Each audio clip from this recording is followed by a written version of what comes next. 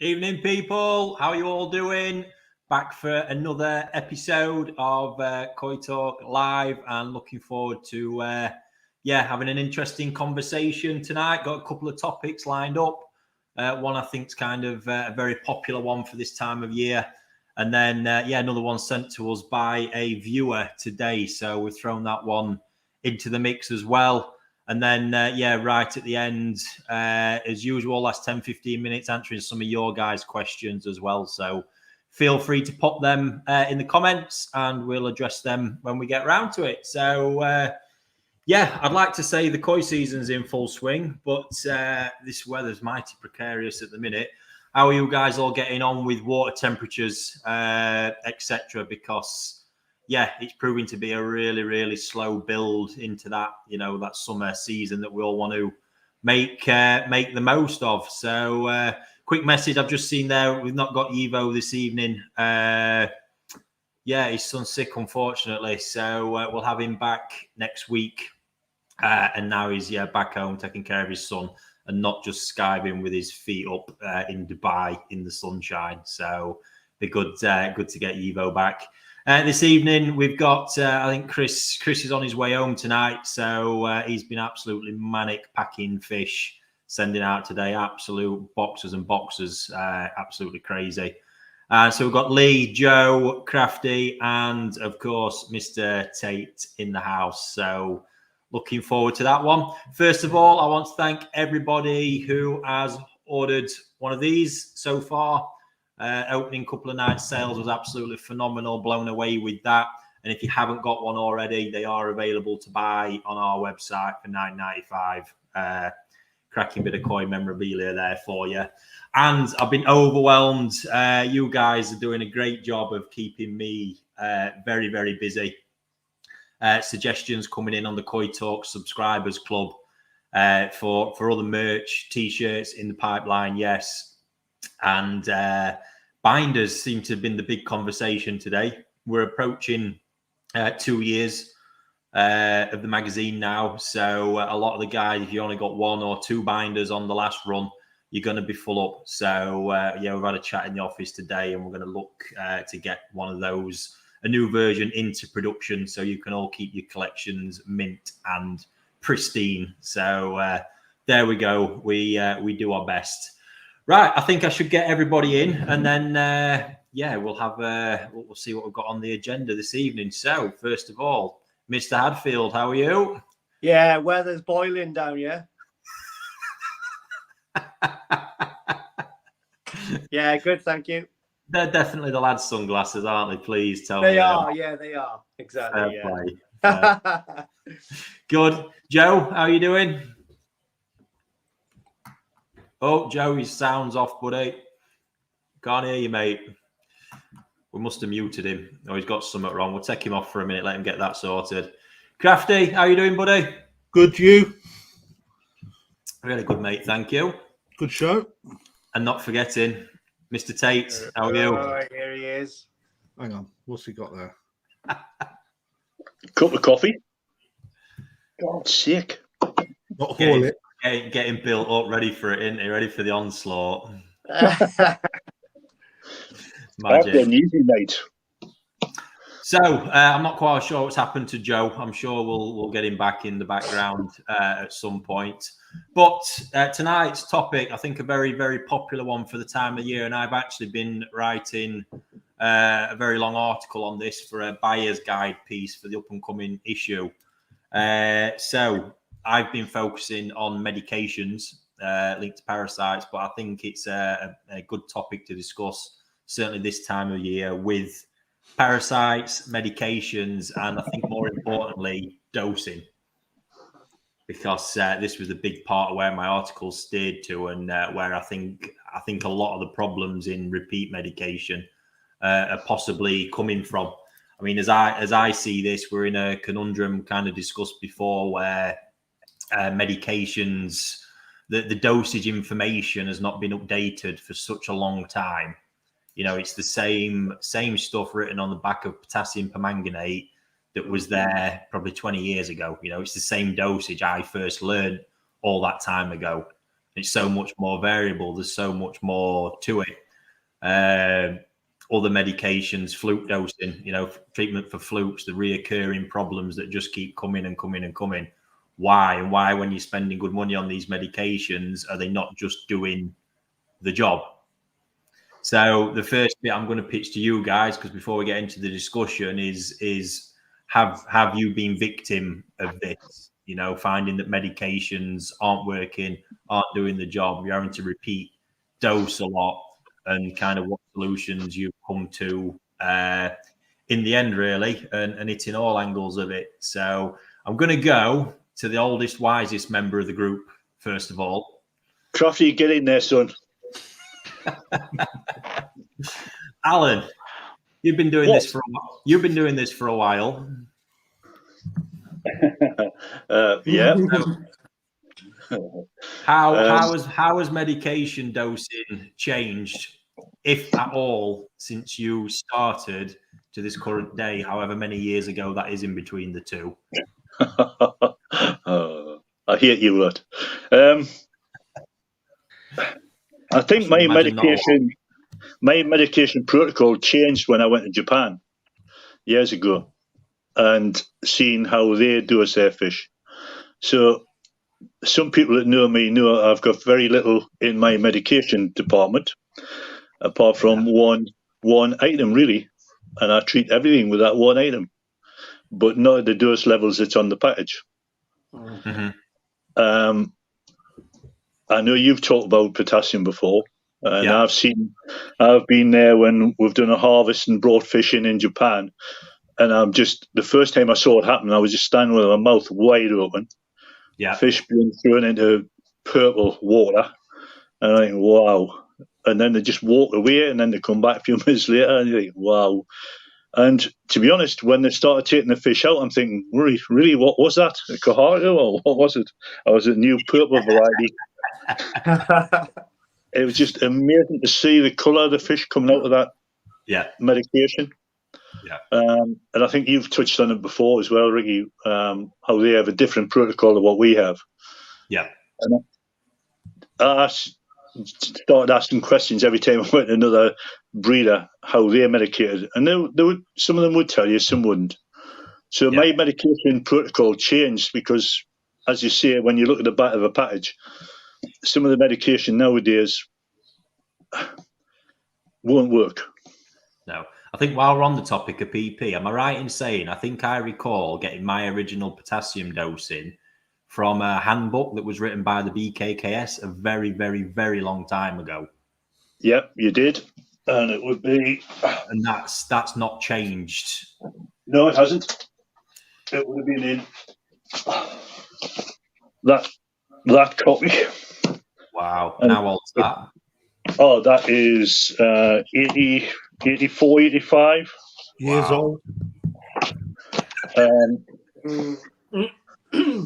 So, yeah, you're right. And it's the same with, if we look at any of these books, the medications never ever changed in any of them. However, you say that one, the Dr. Eric Johnson one, that's the best one. If anybody hasn't got that, I think you can still get it on Amazon. Yeah, that book is superb. That was a game changer for me back in the day when I was going through my learning curve in koi keeping. That book just changed. And there is actually, it does go in depth in there, I think, on potassium dosing and how you can set up a trial, I think, if I'm right, for actually finding the correct dosage level for your pond, which was quite interesting stuff. Yeah. The only thing with that book, it's a little bit outdated in so much as some of the medications are obsolete now, or not obsolete, but are banned, which is a little bit of a problem because those medications did work. Yeah. But for some reason, they've been taken off the market. So you're down to potassium, malachite and formalin, and a few of the other wishy-washy things.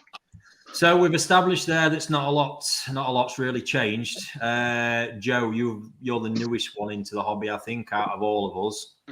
How have you found your way when you've been having to treat? Is it just a case you've been medicating as per the packets? Yeah, I had fluke into needing to repeat dose to get rid of things. I mean, I just couldn't get rid of fluke last year at all, and I was following what was on the packet, so I was dosing and following the guidelines, and nothing seemed to work for me. And they just come back. I don't know whether I was hitting the fluke at the right. If I was following up with my second dosage quick enough, and I wonder whether or not that's because they weren't the people who are writing the things that go on the packet are nervous about people following up too quickly, or I don't know what that timing seemed off to me. Because I'd scrape after a few days, the flukes would all be dead, but then I'd be scraping maybe 14 days after, and they'd returned. So I don't know whether I hitting them at the right cycle. This is the problem. I think it's so variable that this kind of one glove fits all scenario they try to put on the back of the packet is just never ever going to cut it. So, what about you, Lee? Where have you been with all this stuff? The same as Joe, really. When I had my first 2,500 gallon pond, I had flukes. First of all, I had trick, and I treated that with PP just at the recommended dose. I think it was 6.8 grams to 1,000 gallons, and I got rid of trick easy, and I thought to myself, oh, these parasite things are not too bad. Just went, and then I had a couple of months through. Then I had flukes, and I was treating flukes without PP in the pond first, just treating with the recommended dosage, and it just wasn't touching the sides. It just didn't work. Do you know what I mean? It wasn't working at all. And then just before I knocked my small pond down, I going back to what Alan was saying, I done a wrong amount of medication. I done a PP treatment, and for some reason, instead of looking at the packet and thinking, oh, it's 6.8 grams to every 1,000 gallon, I thought it was every 1,000 liters. So I should have medicated about 16 grams. I can't remember, about 16 grams or something like that, and I put 68 grams in, right? And I only switched on to that when I'd done my small pond, and I thought to myself, oh my God, I've done that wrong. So I was flapping big time, and the fish were absolutely fine, to be honest. And then I didn't have enough hydrogen peroxide to neutralize that, so I only had half of the amount to neutralize it anyway. So the pond was just full of PP for like a week, and it didn't harm the fish at all, but it got rid of everything, like literally, So so I'm not really that worried now about deviating from the package, if you know what I mean, because I've experienced that by accident, and it's worked brilliant, and I had no fatalities. So that's pretty much where I am. So I'm in the same boat as Joe was, and now I've learned the same lesson as the Emperor, so I'm happy. Krafty, what about you? And I want to just add a caveat to yours as well, in that obviously what have you experienced as a koi keeper, but now as a koi dealer, how are you looking at it when you've got someone coming to you asking for this advice? Because it for me, it changes everything in the realms of do as I say and not as I do type scenario. Yeah, you're totally true. As a hobbyist, I don't share some of the stuff that I do to customers just for the sake of the license that we operate under, to be honest.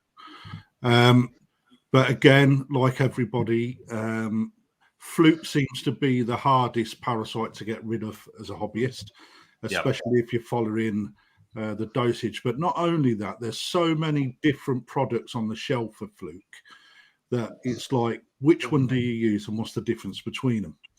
You know, so it goes without saying that in my experience, following the dosage on the package and the treatment formula, i.e. dose now and then 7 days later, doesn't work. It really doesn't work.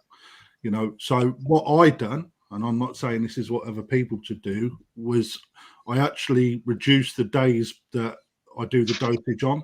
So rather than 7 days, I hit it again on day 4, the start of day 4, to see whether or not it made a difference. And for me at that time, it did. But prior to that, I've also done a couple of other methods, which is a PP treatment or a CT treatment to try and reduce the slime coat on the fish to have more of an effect when administering a Fluke treatment. Now, I'm not saying that people should do that. That is just something that, you know, through discussion with certain dealers at the time as well, that was a good thing to do. From a dealer perspective, the one thing that really I get hit with the most is what is a good general medication for my pond, and it's the one that I hate answering the most, because I want to know what people are dealing with before giving the advice. Yeah. So when it comes to actually giving the advice, I have to remember that I don't know who these people are. I don't know how trustworthy they are. So I have to stick with the guidelines that are on the bottle. Yeah. However, you do get those customers that come back time and time again. And over time, you know, you can sort of grasp the experience level that they are, whether or not they're an extreme novice or extremely weathered with, like Al, with the hobby, you see. So you get talking about how other people dose their fish as well, and what treatments they've had success with, and the regimes they follow to beat XYZ parasite. But in honesty, the one that I tend to get a lot of feedback on and nervousness about is PP treatment. Yeah. So I think is the thing for me, and Alan said it, I've witnessed that same stuff in Japan, PP dosing, where the fish are literally rocking on the surface. But we look at that, and medication cocktails, where I've had chats with Fujo in the past, and he's been speaking about like a medication regime they'll follow after harvesting, for example. And he's gone, we'll use this, and this. And I'm thinking, God, you know, these are in a vat outside, because what they do at harvest to save retreating the pond all the time is medicate the fish in a temporary vat, just with an air stone for a couple of days, treat them there, then add them to the pond when they're all cleaned up. But he's reeled this list of medication off, and I've gone, God, that's going to take a while. You know, how many days in between each one? And he went, no, we put it all in together. And I'm just like, at this moment, Ed's completely shot, because I'd be a nervous wreck doing that. You know, you're thinking this, you know, we're so skeptical about even, you know, all the myths of potassium and salt and all this stuff, and they're just whacking it all straight in there. So we've got that element, but there's little things today, like when I was writing this article I touched on, was white spot.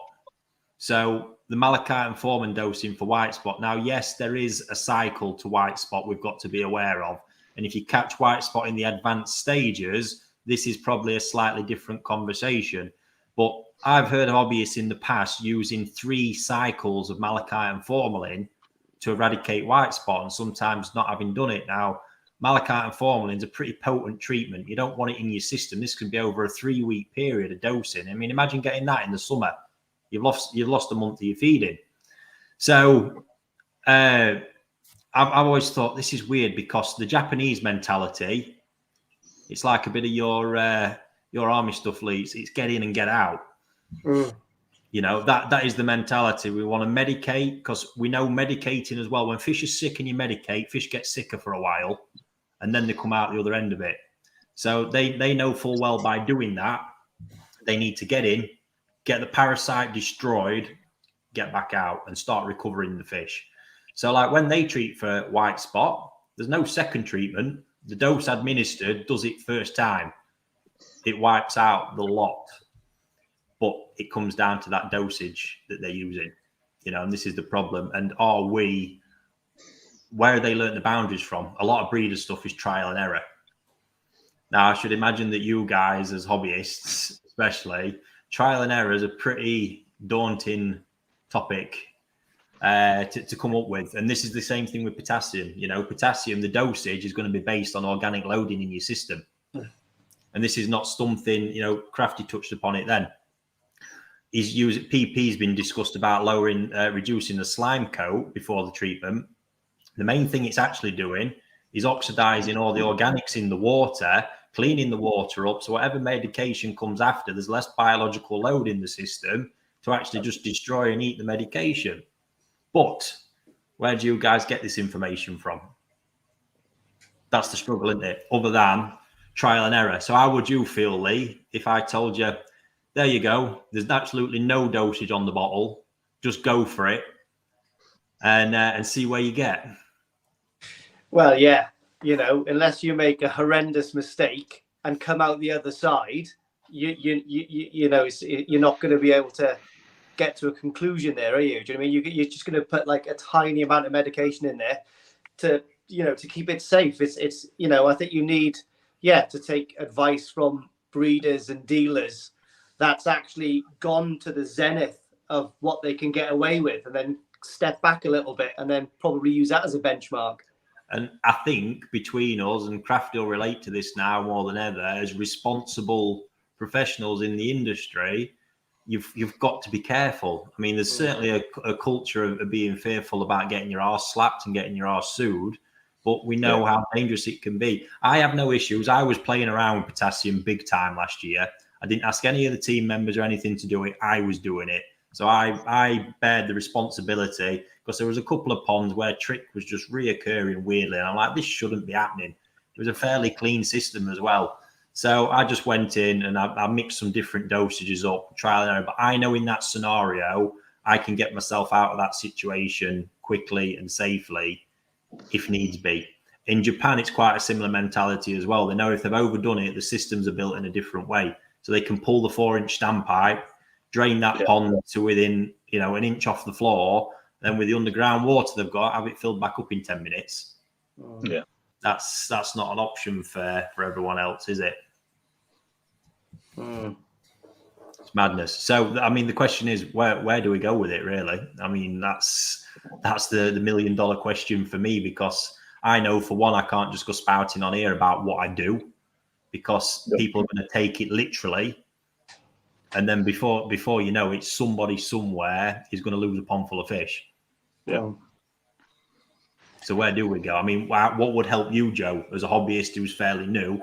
What information do you think you need to advance in this kind of stuff? Do you feel confident enough just to give it a shot? How did you overcome that with the flukes last year in the end? Well, I was lucky enough to know a few people from my koi club, and I literally just had to say, look, what are you guys doing that I'm not? I kind of went through all the advice that I could with the fluke treatment, and the problem that I think people are going to get is, you're going to speak to one person, they're going to have a completely different routine as well. I did Learnex, and that was the one that didn't work for me to begin with. And then somebody said, well, did you bypass your drum? I said, no, I didn't bypass my drum. I said, oh, well, that can take the powder out of the water, so it's inefficient basically. How long did you boil the water with the Learnex in? Because it might not dissolve properly if you don't, so you can speak to hundreds of people, and someone else might say, well, I don't dissolve my Learnex in boiling water, or I don't bypass my drum. In the end, I actually spoke to somebody who's using a sheep dip treatment, which is something probably, and that, people are using all kinds of stuff, and there's nothing that we can sit here on this platform and recommend. But I just think koi clubs, maybe there's information from people that have been there where I was last year, and learned from it that way.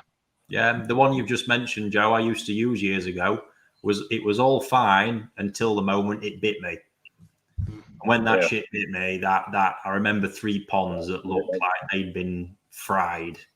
Yeah. You know, it's pretty potent stuff. So, Al, what I'm curious of, right? We talk about where to get information. That book, that BKKS book, who was that actually written by, and what kind of other stuff's in it?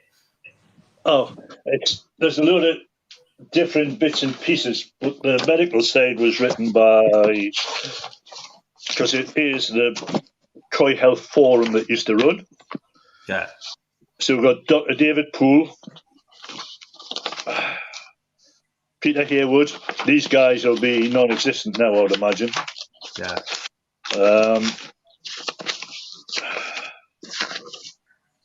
So it's mainly by those 2 guys. Yeah. So I'd imagine, and Bernice Brewster, and I haven't heard much from Bernice for quite a while. No, to be fair, I contacted her last year about something, and she's really not involved in the koi hobby sort of scene at all. I think she's on bigger things, to be fair. Yeah, because in here, Bernice is on about gill flukes and body flukes. Her section's mainly about flukes. Yeah. But she doesn't go into a lot of detail about medication, and she probably wouldn't. So there's a little bit 1 page from Paula, but that was only about preventing health issues, nothing much. So there's pretty knowledgeable people wrote it originally, but then it died out. The Koi Health Forum just died a death. Yeah. And a bit like the Professional Koi Dealers Association, I thought that was really going to take off, but never did. A few years, and that was it, gone. Politics. And we need things like that. Go on. It is. You're right. I think it's the only way it can seem to come is from individuals who are sort of lurking in the shadows a little bit, trying to hopefully pull them out. But it's someone who's got some. The thing is, right? We can dose. We could happily dose you as hobbyists at X amount of rate, and you think the fish are absolutely fine, but we don't actually know as individuals if it's doing any damage beyond what we can see, any long-term lasting damage. And manufacturers won't come out and give us any more information either. I've called them out twice now, I think, and it's clearly falling on deaf ears. So we're all left up Schitt's Creek without a paddle, really. Yeah, basically. You'll have a medication dose on the bottle, and they'll not tell you if it's going to do any good anyways. It would be nice to see these guys who manufacture these things come out and be more forthright with the medication. But again, it's a blame culture, so they're not going to do it. Yeah. I think one by one, there's no wrong answer here. Joe, when you're medicate, what system have you got again? Just remind me. Drum, fluid bed, shower. Right. So how was you running that system while you were medicating? Did you do anything different before, during, and after? Start at the beginning. I turned the UV off, and I'd put the solution in, but turn all my pumps off for a little bit, so the solution is in the pond. Yeah. So with the bottom drain on, aerating, and then after an hour, I'd turn the pumps back on, and it'd go through the full system. But that hour, it was just on the fish, and then afterwards, I'd just be doing larger water changes than what I would be to try and get the fluid out of the system if it's not active anymore. With the fluid treatments in particular, do you run a trickle for your drum? No, it's on a siphon, the cleaning pump. Got you. So, right, what about you then, Lee? Same question. So with my new pond now, I've had flukes there, and I treated it a couple of months ago, really. So what I do with mine is, if I know I've got a problem with flukes, I'll stop feeding the fish maybe 24 hours beforehand. Always purge the drain, clean what matter I've got in there out of the drum and all that kind of stuff. Then I'll PP the pond. I don't know if you want the dosages that I use. Maybe not. Not quite the recommended dose. I'll let people private message you on that one. So anyway, PP the pond for about 4 or 5 hours. Then neutralize that. Leave the fish for 24 hours just to recoup a little bit, and then I use the Lernix Pro I always get it from your brother. It seems to work the best, to be honest. Yeah. And then, again, I'll bypass the drum with that. I'll put warm water in there, whisk it up so it's really well sort of like, mixed in with the water. And then add that to the water, leave that run around the system, turn my trickle in off. Yeah. So it's just a full dosage. And again, with the dosages on the packet, I sort of use that as a guideline, but I've been told by other people maybe, do something else. So if anybody's interested, they can message me. And then after about 24 hours, I'll turn a trickle in back on and then get the drum working again. And then it depends what temperature I'm at. If I'm at 24 degrees, then I'll do the redose for the flukes a bit quicker than if I was at 18 degrees, for instance, because the life cycles obviously change, but it works brilliant for my pond, and that's how I do it, really. Yeah, fair play. What about you, Krafty? So again, one thing that people tend to forget is to do a complete clean of their filtration system. Yeah. And that's key. So I do a double clean just to make sure I've got as much of the fish waste and all the other stuff caught in the mechanicals flushed away with my new pond purge system, and then UV off and then administer the treatment. But again, another piece of advice is you have to know the volumes of your filtration systems to treat against that as well. So not only what's in the pipes, but also what's in the filtration system as well. So that's one thing that I know from experience in the shop that people do not do. Yep. So again, I'm just fairly simple, and then I monitor from there depending on whatever it is that I'm treating. Yeah, fair play. Go on, Al. Just a question back to Lee and Krafty. You both run battery showers, don't you? Yeah. Do you run the medication through the battery showers as well? Yeah. There's a reason I asked that, because the way a battery shower works, if that battery shower media is carrying parasites or eggs from fluke, do you think running it through that will solve the problem? No, I don't think so. I don't think so. I think to get the medication into that BHM or whatever you're using, you'd have to put it into some sort of pressurized capsule to get all the way through that.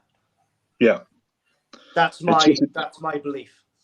Yeah, it's my belief as well. So I've always found when club members have a problem and they've got battery showers, it tends to take them a lot longer to get rid of flukes.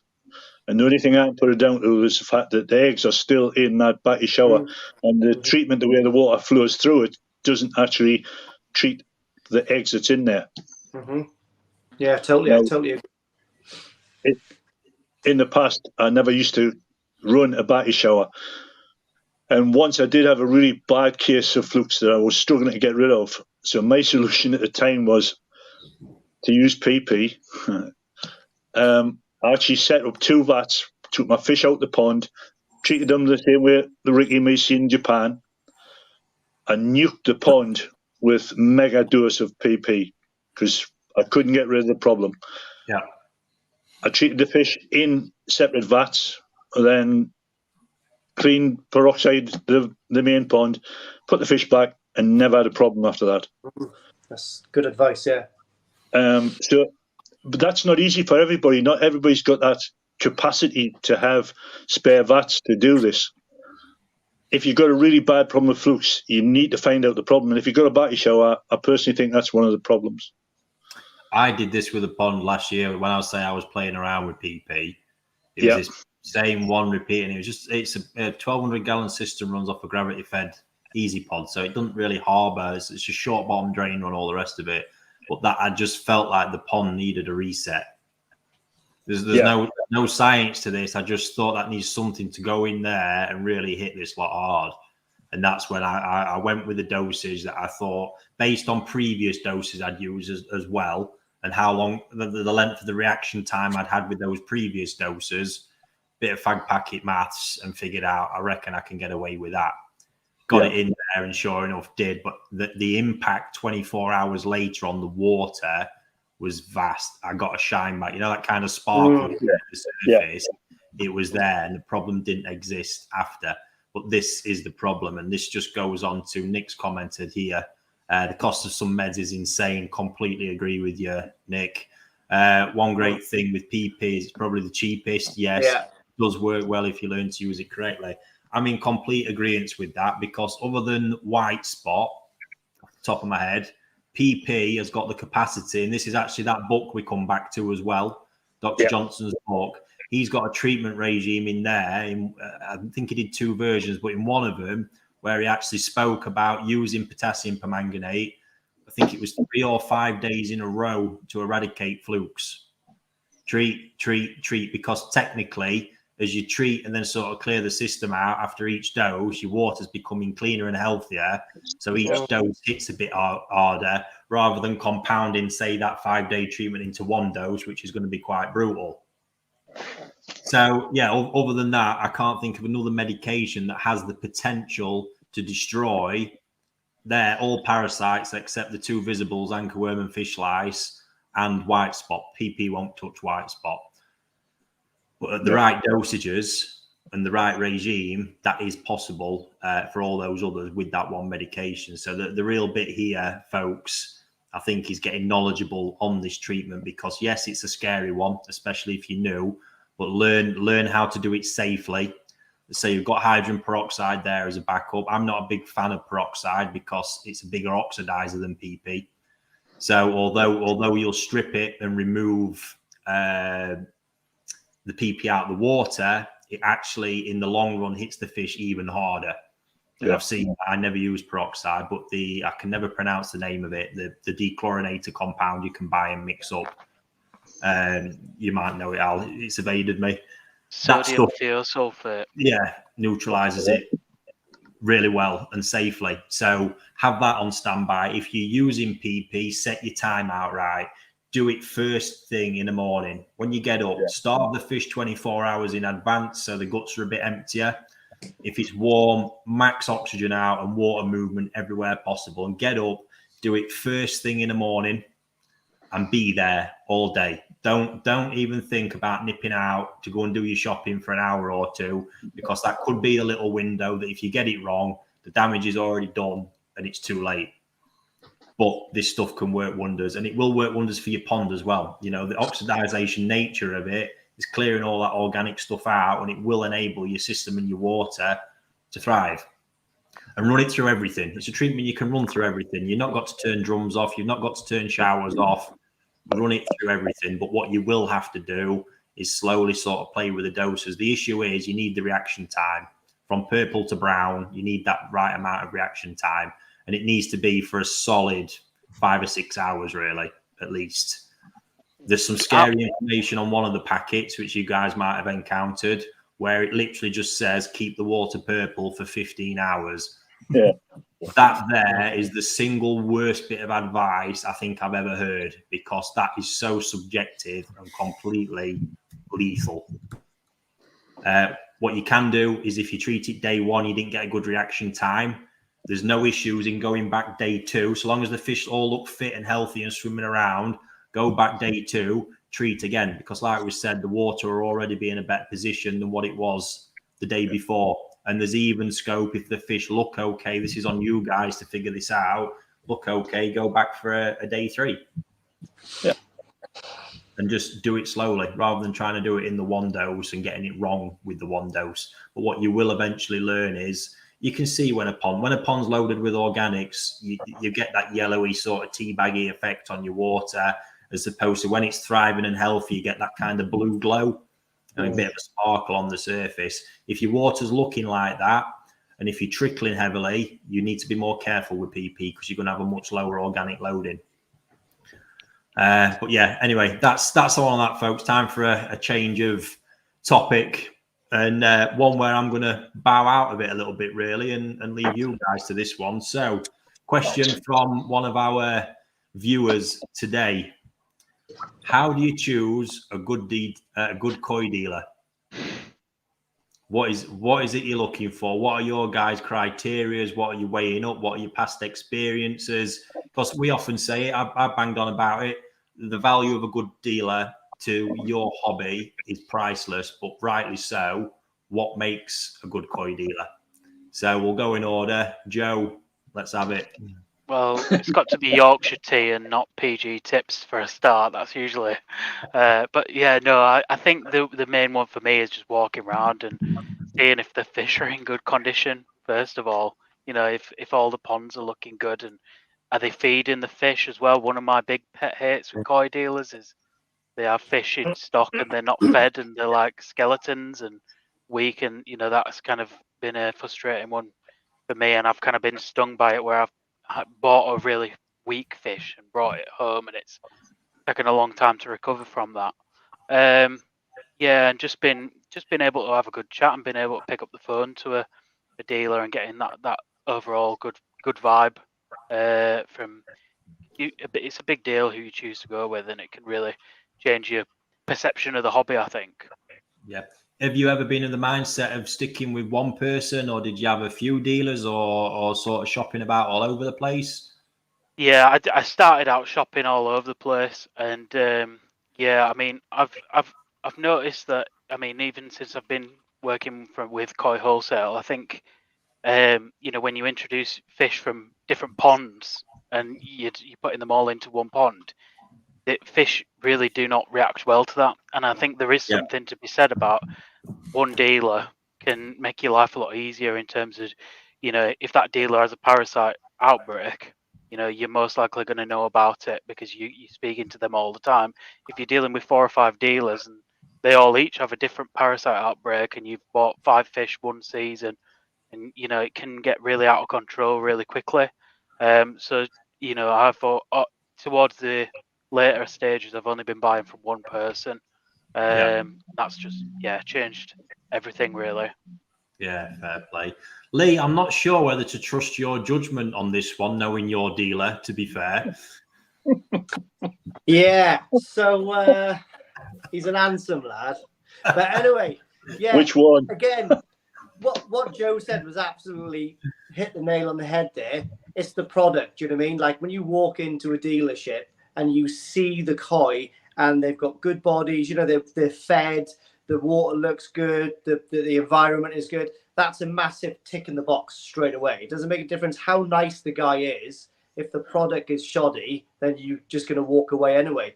But it's a massive bonus if the dealer is top notch as well, like a certain person, Kevin and Ryan. Do you know what I mean? So I mostly deal with the boys now because I get massive feedback from them and they will bend over backwards for me. Do you know what I mean? They literally will. I've dealt with the late Keith from Koi Water Barn as well. Really nice guy when you're there. Unfortunately, because he's got a massive establishment, he hasn't got that much time to give you that much back if you've got a problem. Do you know what I mean? If you've got a problem, of course he'll help you, but like he's not there for a daily chat if you need him because he has got a lot on his plate. Well, he did. Gary from Gatwick Koi as well. I've dealt with Gary. Gary's really good, and to be honest, Gary has got a lot of time for people. You send him a message and it comes back within an hour or two. Do you know what I mean? But exclusively boys are really good, and like I said, I've had no problems with them at all.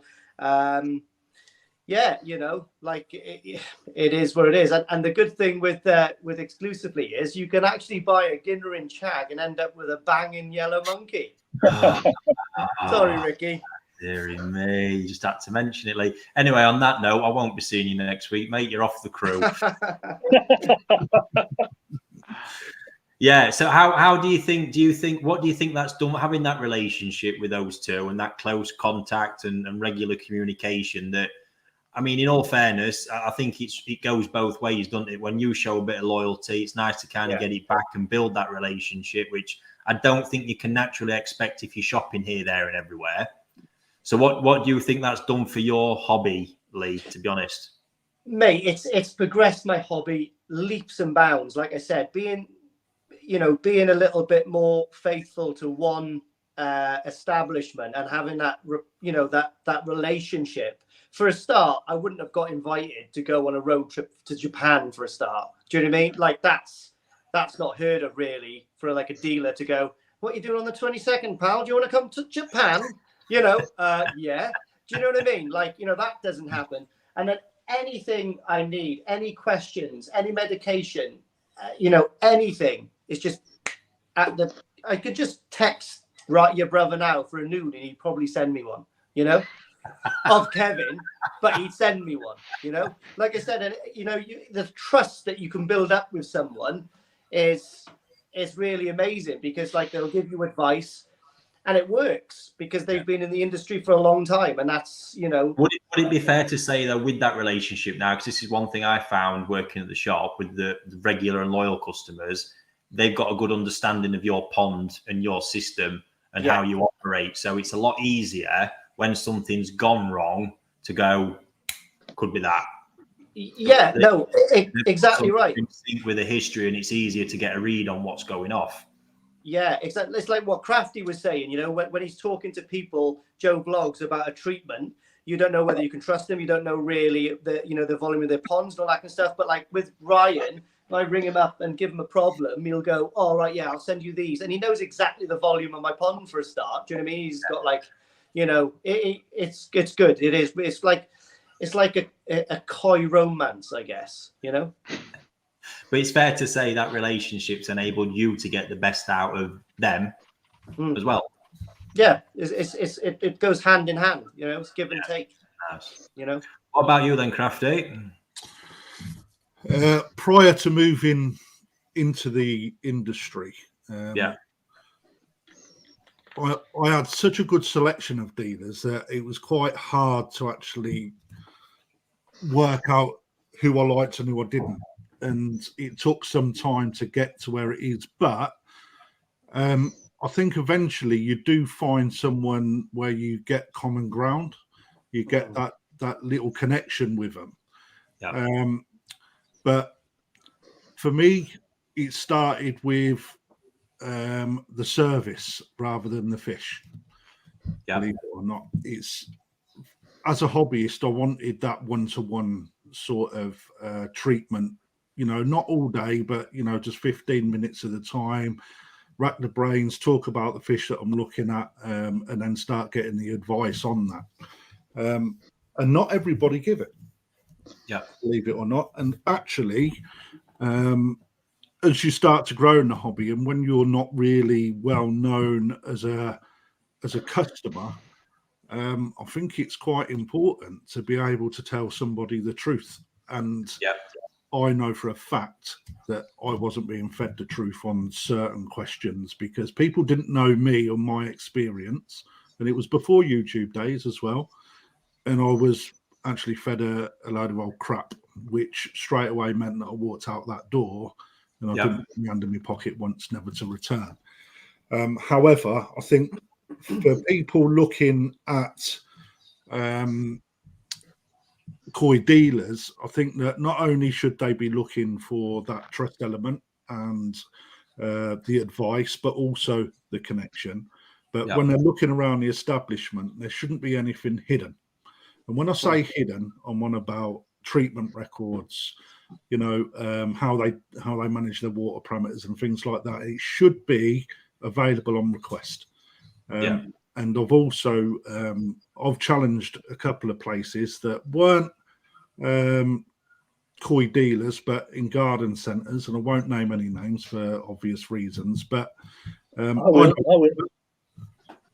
Go on then. You know it, Al, do you? Of course, I know who it is. Yeah, you know, I know full well that they didn't have a regime, and they know nothing about the fish that they were selling. Yeah, you know, and that's a big turn off. But again, it's also something that you need to look at where you are in a hobby. People are going to have different expectations at different levels. You know, when you're just breaking into the hobby, some people don't know. Collie got it. Some people don't even know, you know, what a Gosanki is. Yet you've then got people that are coming in looking for 1 meter size fish. And now you've just said that. This comment from Simon Koi Pond. As a newbie, I sometimes find it embarrassing to ask any koi dealers what's the name of a certain fish, because I can't pronounce certain koi. Right there is an element. Is a good dealer should make you feel at home, be there, open, not make you feel belittled or small, and be there and open for you to feel comfortable for one, and then help and advise from that point onwards and understand where you're at in your journey. if you're with someone and they make you feel that way and you don't feel comfortable in that environment, it's quite clear it's probably not the right place for you. Full stop. But there will be one out there that you will click with in that way and make you feel comfortable and relaxed. It's our job as dealers to do that. So, Al, when was the last time you bought a new fish? Before we get into that bit, actually, it's about 4 years now. Wow. Right. The money is on as well. He should have 3 ponds. Oh dear, so true. Fucking dead when I see you. Krafty, I'm going to shoot you when I see you. I think most of the lads have covered everything. A dealer should, as you say, be able to talk to you, discuss the fish you're looking at, and have knowledge of what he's actually talking about. Oh. You can generally tell when there's bullshit coming out of their mouth. But by the same token, a dealer should also ask you about your pond setup. Yes, good point. Joe touched on something before about having different fish from different breeders going to a pond and things going a little bit awry. Again, this is just purely the eco balance of the pond. If you add something new to a pond, you're going to cause problems. And one of my big pet gripes is when people say, and I'm not sticking up for dealers, by the way, oh, I've gotten a parasite problem from a dealer. 9 times out of 10, the parasite problem's already in your pond. Who, when they go and buy a fish, ever checks their fish before they go and buy a new fish? No one. No one does scrapes to find out what existing parasites they've got, and they just assume it's the dealer. Now, a dealer with the best will in the world will try and sell fish without any parasites, and you put a new fish from a dealer into your pond and you've already got parasites, they're going to attack the new fish. And then everybody thinks it's a new fish that caused the problem. So they've got to get a reality check and decide, right, I need to check what I've got in my pond, because all ponds have parasites. I don't care who you are. I could go to Krafty's and find a parasite. I go to Lee's and I could scrape and find a parasite. We all have parasites in our ponds. I've been known to go to certain dealers in the past and ask us just, right, I'll get the microscope out, check my fish for us. I can't find anything, and you can be sure I'll find something because I'm looking for it. So I think people need a reality check and understand that when you change the eco balance of a pond, you will create problems. So you've got to be on the ball and sort your pond out before you go and buy a new fish. That's one of the best part. I've been banging on about that one for ages because it's like with bacterial problems. When the problem starts, the first thing that blamed is the last thing that changed, and that's often a new fish introduced. But 9 times out of 10, even the whole process of buying a fish. Let's think about it. You're at a dealer. It's caught. It's bowled. It's bagged. It's in a car journey home. It's then introduced to a new body of water, mixed in a foreign environment where there's going to be different pathogen pressures, different water parameters. So for at least a week, that fish has a slightly weakened immune system. It's just fodder. It's fodder for a potential problem. And bang, it can happen. So it's understanding. And that's, to be fair, when a lot of people are drip feeding, we've gone off topic, but drip feeding new fish into a pond constantly, you've constantly got that upheaval. It's going to be expected, So yeah, good point, Alan. I think good points all around. Koi dealers are worth their weight in gold, hands down. Just finding that right one, and when you do find that right one, build on that relationship, make it work, because a good one will want to enhance the hobby for you and see you be successful. So there we have it on that one. Right, we're going to fire into some questions. And just while we're on, folks, if there's anything specific you want to ask to a specific person, put it in the comments and just start off with the name of the person you want to ask it to. Right, just one there I saw from Don. What does clear white spot then, please? Anything formaldehyde based you want to be. The primary treatments, malachite and formalin. There's different mixtures and variations out of it, but the main bit in that treatment you want is the formaldehyde. That is the only thing that will destroy white spot quickly and effectively. Yeah. So that's the one I'd go with on that one. A&C Koi, some people say not to use PP. Any of you guys ever heard that one? Yeah, I've heard some. Yeah. I have heard people say, "Oh, PP is really, really dangerous." Yeah, if you're careless with it, it is. But so is any medication. Doesn't matter what medication you use, use it the wrong dose to it, and you will destroy fish. I had a club member once phone me up about, I've treated me pond out. What for? A white spot. I use formaldehyde, but only formaldehyde. No, now it's coming next. But I read the bottle wrong, and I tipped the full bottle in. Yeah, lively stuff. No. Interesting point on that one. So the day my mother's waters broke and she was giving birth to me, my dad was in his backyard with his first koi shop, or first where he sold fish koi from first, and he was dosing fish with formalin. Yeah. And throughout all the drama, ended up double dosing those fish to come back to find he had me and fish with no scales. Yeah. So yeah, pretty rough stuff, and that's where my journey began, folks. Good one. Right, let's see what else is in here. Just give me a sec, guys. Oh, there we go. I'll have a quick look. Alan, when was the last time you went to Japan? 8 years ago. Yeah. Whereabouts? Niigata, down south? Yeah, Niigata. I was up Niigata the last time. A few times I've been down south, but very rarely do I bother going down south. I just stay in Niigata. When was the first time you went to Japan? 96. Okay, so how many trips have you had? 8.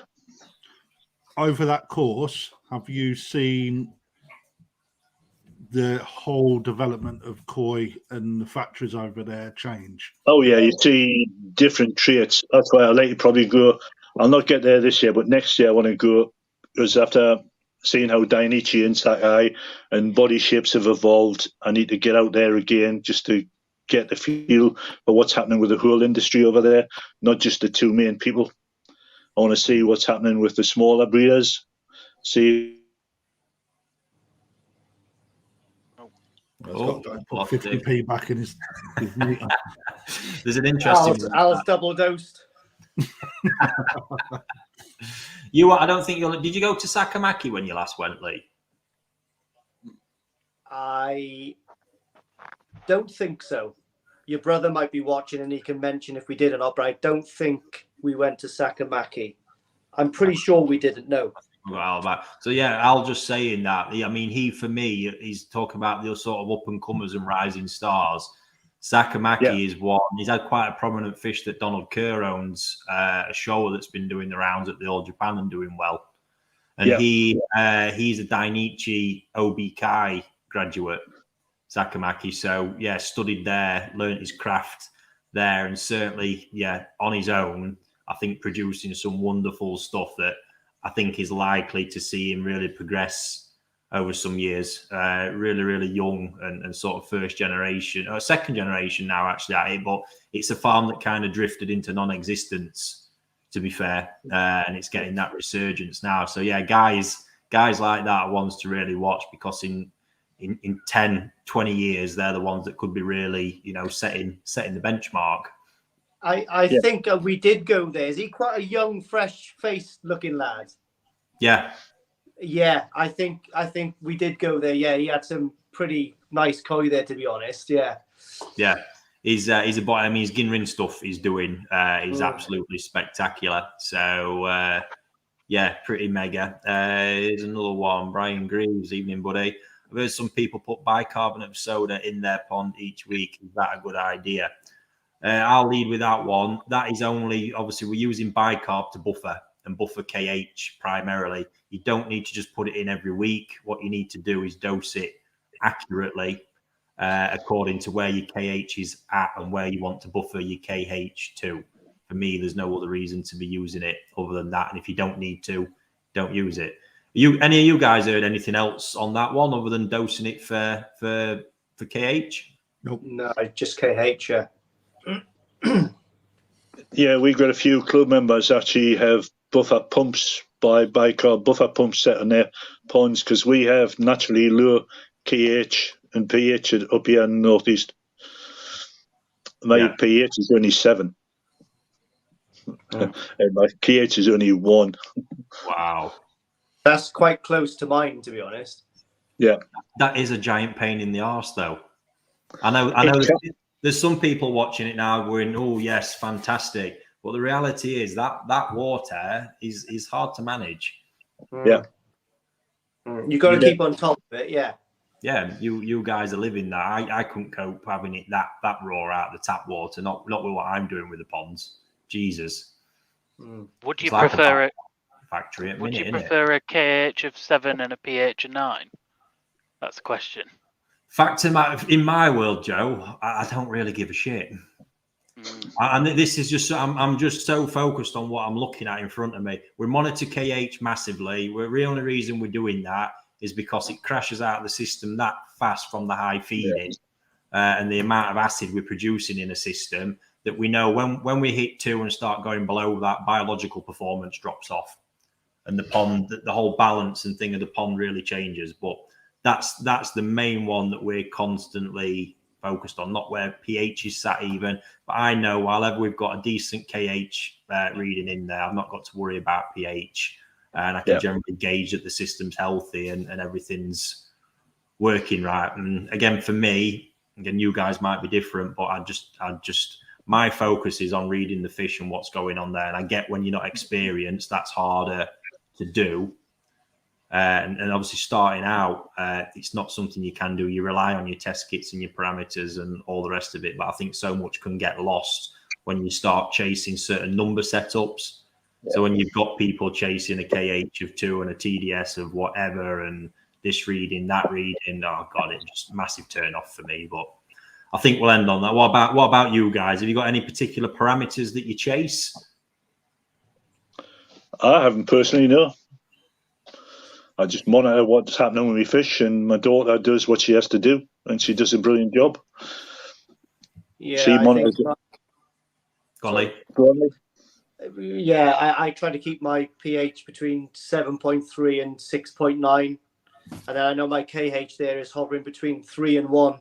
But it is time consuming. I've normally got, half a cup of bicarb most weeks, do you know what I mean? But it seems to work fine for me. Don't tell Ryan I've said that because he likes my KH higher. But it's all working fine, so. What about you, Krafty? No, I tend just to watch the fish, and then if I start seeing a little bit of flashing, first thing I'll do is get the water test kits out and find out if it's anything to do with the water qualities first. But no, I don't chase anything. I just do the regular water changes and monitor the fish. Yeah, it's fair play you say that. When I notice something not right, the first thing I head for is the microscope. Yeah. Well, we're all different, but that's always my go-to, and then kind of investigate after. But ultimately, it ends up being both. Is where you need to 100%. Yeah. So, what about you, Joe? No, not. I don't really measure or try to achieve anything. To be fair, I don't like my pH being up at 9, or it was at 10 last year, which is like off the scale. I found that when the sun goes down and when the sun comes up, because I'm full sun during the day, I feel like it swings a lot more, and the fish. I believe the fish don't like it. So I have considered trying to bring it down manually using like white vinegar is what I've heard is stuff. Yeah, that's a high level, that, mate. Yeah, and I feel like at night time when it swings, the fish, they do bounce a little bit. Yeah, they won't like that. So, one question to end on, ain't for me, but we'll all have our thoughts on this one. What's your thoughts on Sekiguchi? So Sekiguchi, you only think one thing, Showa. There is actually another little gem that he's a master of, Pearl Ginrin. One of the best breeders I know of making Pearl Ginrin, and that stuff, when you see it in full blue, is phenomenal. But yeah, Sekiguchi Showa, extreme quality, really extreme quality, not renowned for growth. He does produce some fairly big fish, but by big Showa, we're talking maxing out between the 70 and 80 mark. Yeah. He's tried a few years back, sort of pre-COVID when I was there. He'd had a spawn in and really tried pushing these fish and was not happy with the results. They didn't look like Sekiguchi Showa anymore. I would say they're more renowned for their beauty than anything else. Yeah. And there's not mass numbers of them that hit that kind of level, but also it's not a massive farm. But yeah, very prized, renowned breeder for the variety, but it's knowing what you're into. And yeah, when I say size, 70 odd cent is still a great size fish. Got to stress that. But yeah, the beauty of Sekiguchi Showa is probably unrivaled when they hit their peak, to be honest with you. What about you guys? Heard of it much? Have you got a Sekiguchi fish? Considered it? No. I've heard of it. I haven't seen it go through many the name go through many dealers in order to sort of look them up. If I'm honest, Rick. So no, I do know of him though. To be honest. Yeah. What about you, Al? I haven't got one, but I have followed his bloodline, and I agree with you. They're not massive growers, but 70, 75 still a really, really good size. But the quality's there, really good quality. The Benny plate's good, the Sumi's good.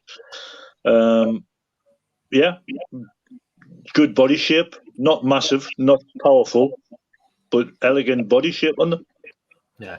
Before I ask you, Joan Lee, just one bit, I would say that they're a real collector's fish, Sekiguchi Show. And what I mean by that is you need to sort of enter that breeder at a certain price level. It's not a farm where when I'm studying a breeder, deciding whether it's a breeder worth investing in for my business, i.e., someone I can build a rapport with, worth investing the time in building a relationship. I never look at the quality of the best fish. I look at the quality of the worst fish, the cheapest grade there, because that's the realms of what we're going to be buying for export. That's the bulk product that serves 80% of the market. The Tatishtar that are sat in the ponds ready for sale. And that's the fish I look at and assess the quality of those before I make any kind of decisions. And to be honest with Sekiguchi, at that level, it's never blown me away. I just don't think they look. It's Murata Kohaku are the same. Murata Kohaku have been, at Sansai and above are absolutely mind-boggling. But you get them at Tosai, they're just too difficult to understand. They don't sell. It doesn't translate well to you guys buying them. So I think Sekiguchi sort of falls into that class. If you're buying one of his fish, you really want to go in there and go real top end Tosai, or then Nisai and beyond, which obviously then steps up through the price levels. But heard of it, Lee? I don't think you've got any Sekiguchi fish, have you? No, I haven't. I've heard of the breeder, but I don't know enough to comment on it or anything like that. But it's something I'll research.